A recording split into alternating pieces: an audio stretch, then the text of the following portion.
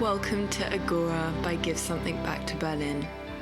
In this podcast series, we'll be finding out how migration has changed our urban landscape and exchange ideas with those who are making a difference. Join us while we tackle issues ranging from human rights and diversity to migrant identity and belonging.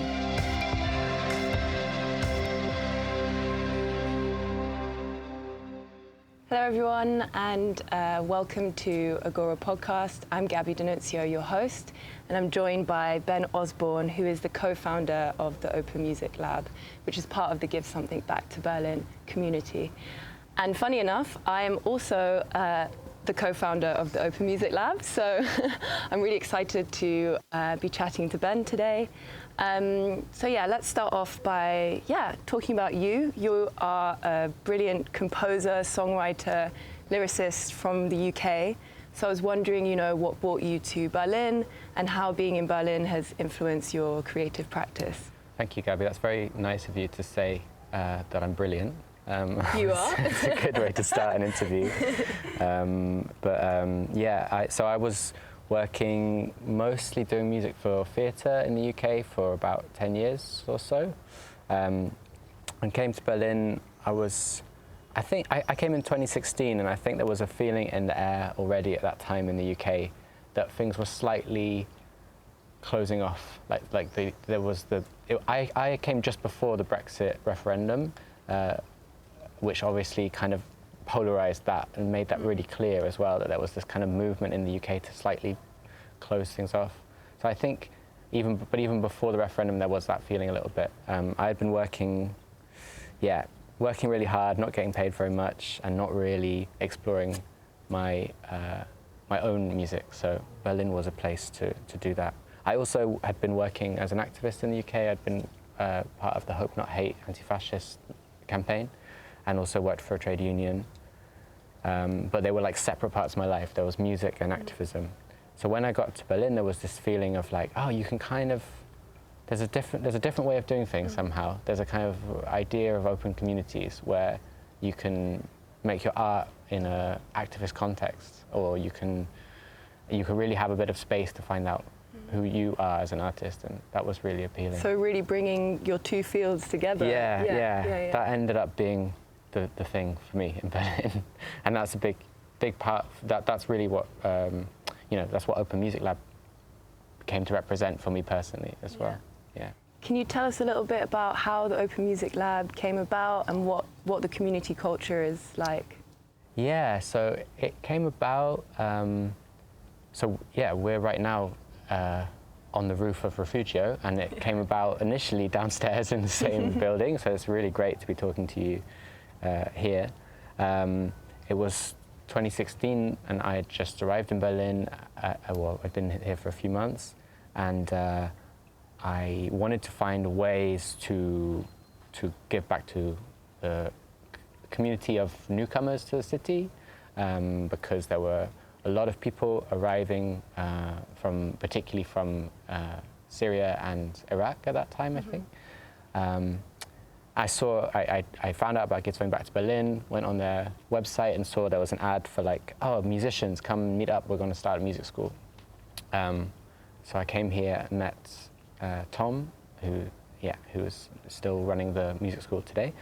We had a meeting of all these different musicians, and everyone was writing down what instrument they could teach, and probably the two instruments I could teach are guitar and piano, and everyone in the room had written guitar or piano. So it kind of got to me, and I was like, I have to think, there must be something different I can do. And I thought, okay, well, I'm actually a composer and I'm producing my own music, and that's such an important skill to learn how to make your own thing, find out what you want to say. And in this city that's so full of artists and so full of electronic music that doesn't really come from traditional instruments, maybe this is something. So I wrote down production, composition, and it was really clear, there was just oh yeah, that's a great idea. Yeah, Tom was really enthusiastic, but then we realized actually it was kind of tricky. You need a certain set of skills to teach this. You need to get people familiar with some technology. You need a different kind of space in a way. You can't kind of sit with like you could with a guitar and say, okay, put your finger here and play.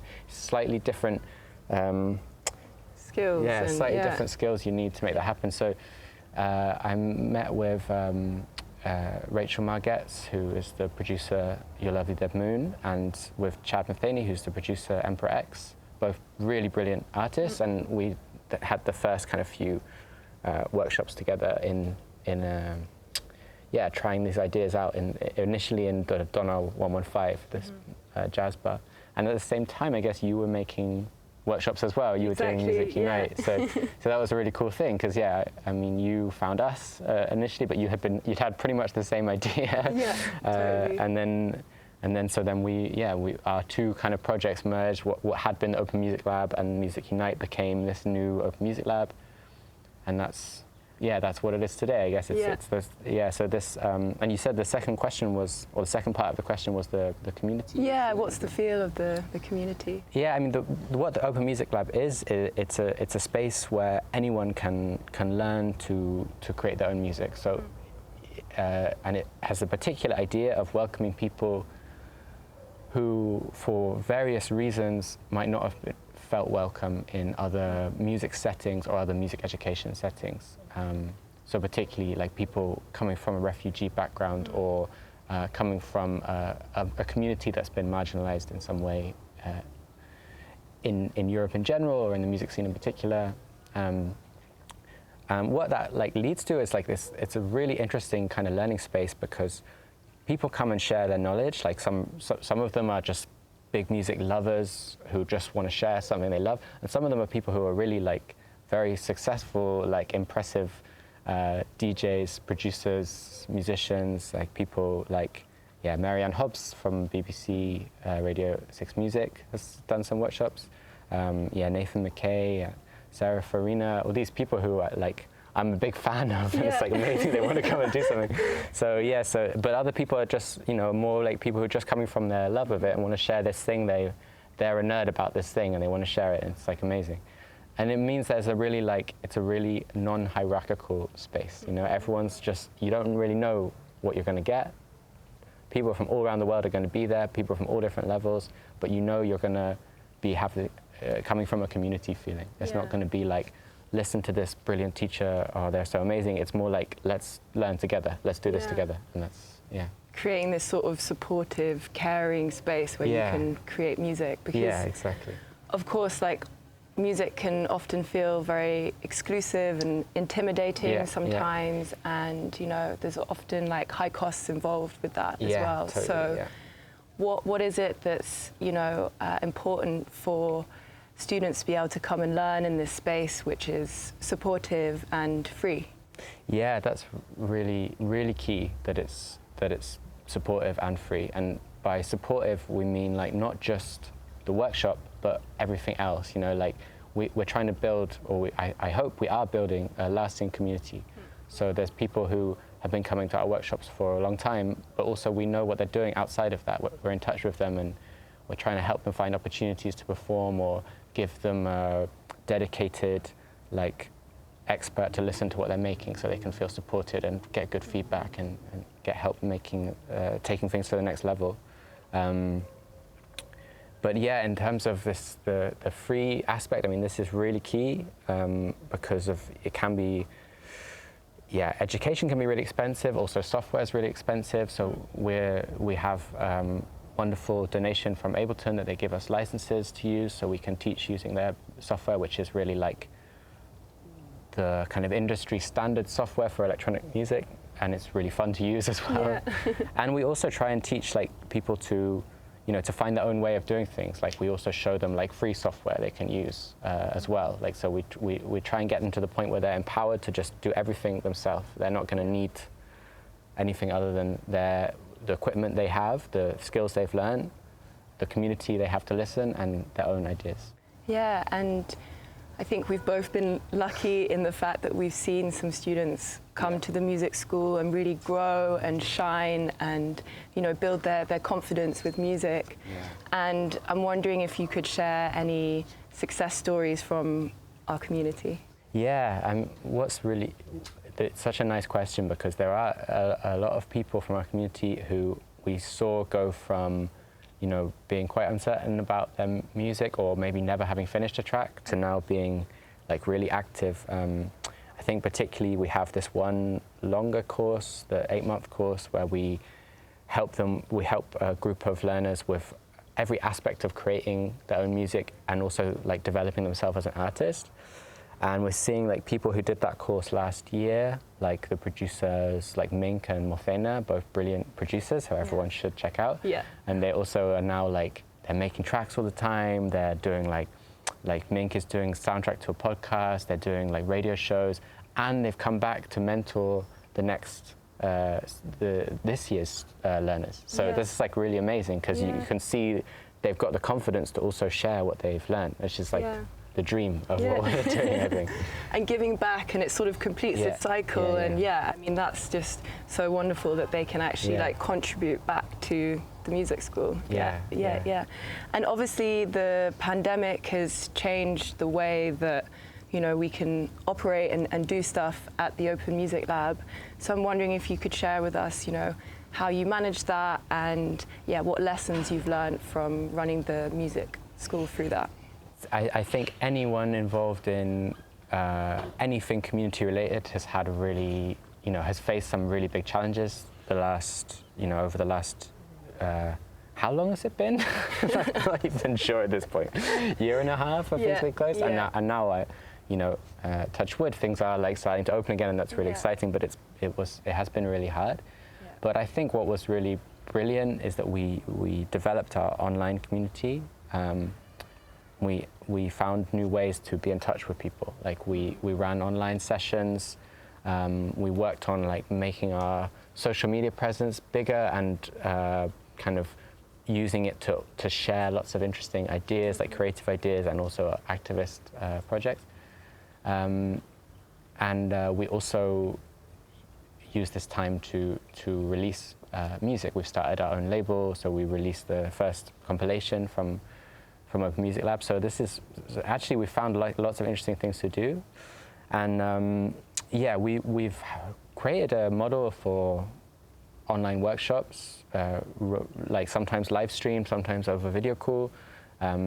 It's definitely like there's been times it's really worked and times it's been harder, but I think overall what we found is you can do it. You can really like give people a community feeling. You just have to like really try and find ways to find out how they're doing. You know, you have to be open to feedback. You have to like listen when people say, I can't follow it like this, or like this is too fast for me or too slow for me or something, you know. You have to be open to that, otherwise it's just someone talking in front of their computer and you don't know, like you're sending it into the darkness. I think it's also like a period of time where you can really ask your community to give you feedback and and learn from them as well. Yeah, and actually, amazingly, I think our community has grown in this time. You know, it could easily have shrunk, but we all took the effort to, you know, you as well, of course, like you put so much effort into this, like to keeping it alive and keeping it present and keeping supporting people in meaningful ways. And actually, that's meant there's a new kind of generation. I don't know how to say that. Open Music Lab generation, new one, coming in, and all the time it's growing, and we get like, you know, messages from people being like, hey, I'm a producer. This is my situation. Like maybe they're in a refugee home and they're like, I want to make a hip hop record. It's like, okay. Yeah. Talk to us. Let's see. Maybe we can, you know, let's find a workshop for you. Let's find a producer to work with you. You know, it's like, and that's really cool. That's a really exciting thing that we've done in this time. Yeah, definitely. We've learned how to connect to our community in a different way and grow it. In fact. Yeah. So what are your hopes and dreams for the future of the Open Music Lab? How do you see it sort of moving forwards outside of, you know, the pandemic and being able to meet in person? Yeah, it's really, it's actually a really exciting moment for us. Our team has been growing a little bit. So as well as you and me, there's Ophelie Kaufman, who's absolutely brilliant, coming from the world of booking a little bit. So she has a really great perspective on artist development, and I'm really excited about her being like a permanent member of our team as well. And we're also finding other people from various parts of the music world who are supporting us in various ways right now, and we're really like focusing on expanding in that way. and that's really cool. So I think we're in a position to make this even more effective in supporting people. I mean, in terms of like my hopes and dreams for it, as well as like, because we have some great plans already, you know, that will happen, whether I dream of them or not. Like, we have another release coming up this year and another one next year. We have courses, like lots of different courses running. But I dream of being able to reach more people and also support people in supporting other people. Like, you know, I dream of like us being able to take our model to partners, you know, in like who are like, we want to do this in another city. Like, I dream of us being able to go and be like, okay, here's how you set up an open music lab in your city or in your house or whatever, you know, and like it being something that can be shared even more in this way. Sharing that knowledge and because there should be an open music lab in every city. In every home. So you're going to be doing a performance for us later with Kimia, who is one of our students on the 8-month course. I was wondering if you could just tell us a little bit more about what we're going to hear and what we can expect. Yeah, I'm really, really excited about this. It's completely new. Kimia Bani, she's an Iranian percussionist, like a very like celebrated Iranian percussionist. So it's very exciting for me to get to play with her. We met as part of another community organization called Miglum, and now she's been doing, she's done the beginner's course at Open Music Lab learning production, and now she's doing the 8-month course. So she's starting to develop her own tracks using electronic music, but she comes from a background of like classical Iranian percussion, which is just an astonishing like world of sounds. So we're going to try something really new. We're going to do a kind of structured improvisation using sounds and samples from her instruments and with me playing electronics, building some kind of harmonies and rhythms around her sounds. Great, I can't wait. Yeah, me neither.